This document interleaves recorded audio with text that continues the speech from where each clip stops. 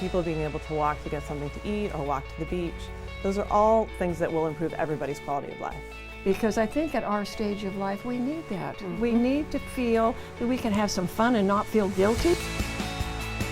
We look for people who care about our seniors and who want to work at Wesley Palms. Because everybody's idea of what's best is very different. I'm looking forward to signing up. Yeah, we'll have a place for you.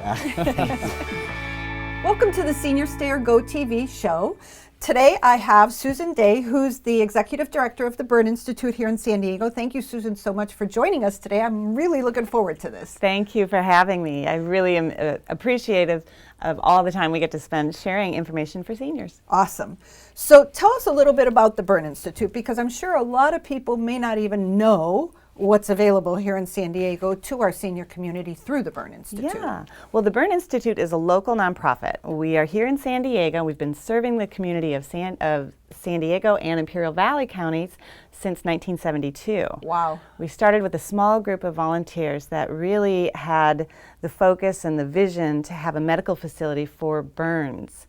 And in 1973, we helped launch the UCSD Regional Burns Center. So now we have a medical facility that is addressing the critical need of burn injuries.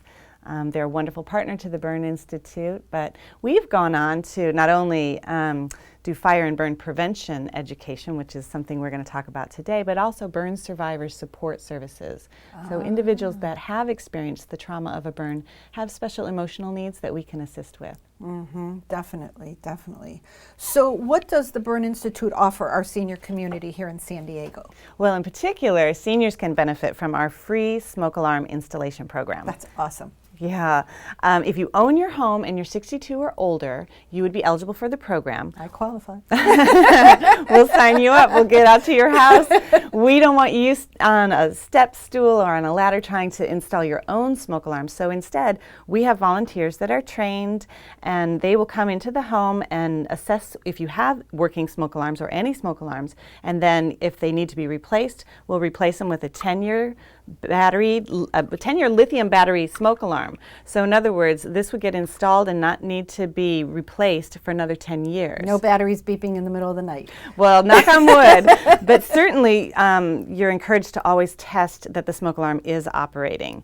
And if it is chirping, you can call the Burn Institute. We'll come back out, we'll replace the battery, and again assess whether or not you need new smoke alarms or if there just needs to be a battery replacement. That's awesome, because usually the battery goes off at 2 o'clock in the morning. It's always never 2 o'clock in the afternoon. Always, I know. And trying to figure out which room it's in is always the hard part. Yes. So why is the program so important to our senior population? Obviously, some seniors are hard of hearing, some seniors are not as mobile. So what do you promote as the true benefit? Well, absolutely. Our seniors are a more vulnerable population.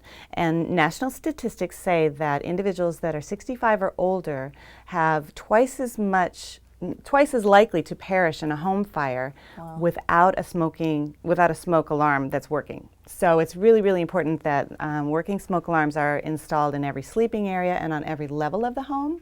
And our seniors, as you mentioned, many times will be on medication, maybe have hearing issues. They're also not as responsive.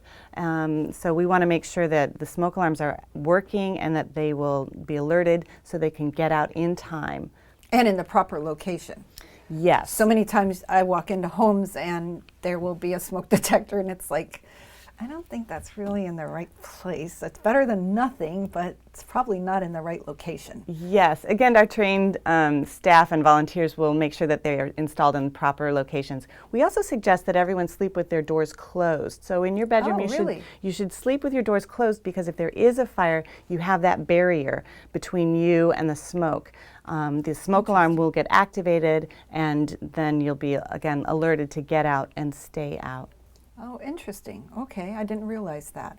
And, you know, now that we have the new laws regarding carbon monoxide detectors, is that also something that you offer the senior community? We do. We can offer free carbon monoxide detectors when the volunteers are out installing the smoke alarms as well. So we'll, again, assess the residents to see if they have gas. Then definitely a carbon monoxide detector would be important to be installed, and we have them available. So even if someone in their home doesn't have a gas stove per se, or a gas clothes dryer, but they have a gas water heater. That still means they need the carbon monoxide detector, correct? Yes, Okay. that would just ensure that extra safety, especially if the water heater is in the interior of the home. Instead of the garage. Indeed. Perfect. And what are some of the other fire safety tips that you'd like our seniors to know about? Well, we want to make sure that seniors are adopting some simple tips to make themselves safe within their own home. In addition to the smoke alarms, we also want them to be mindful of space heaters. You know, here in San Diego, we have lovely weather, but on those cold nights, if they're using a space heater, it's really important that they keep a big berth, at least 3 feet around that space heater. There's nothing that can come in contact, a rug or drapes that might even blow into the space heater.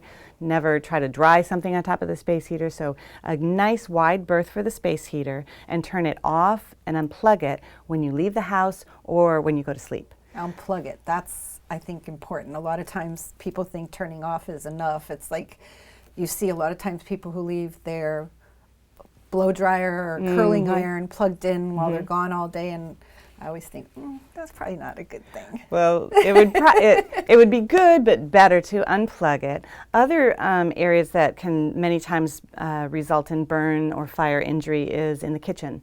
So being very mindful of if you're cooking on the stove, it's best to cook on the back burner and turning the handles to the inside of the stove so that you don't brush across the front of the stove and potentially spill a hot beverage or a hot food item on you. Yourself. Also, if you're wearing long sleeves or a shawl of some sort, being really mindful of the heating elements, so you don't want to be reaching and get your clothing on fire. If you do find yourself on fire, stop, drop, and roll. It's a message we share with youngsters in our community, but adults as well need to remember, if you're on fire, stop, drop, and roll. Okay, perfect. That's important. Well, you have left us with tons of information today, and we really appreciate you coming on the show. Thank you so much.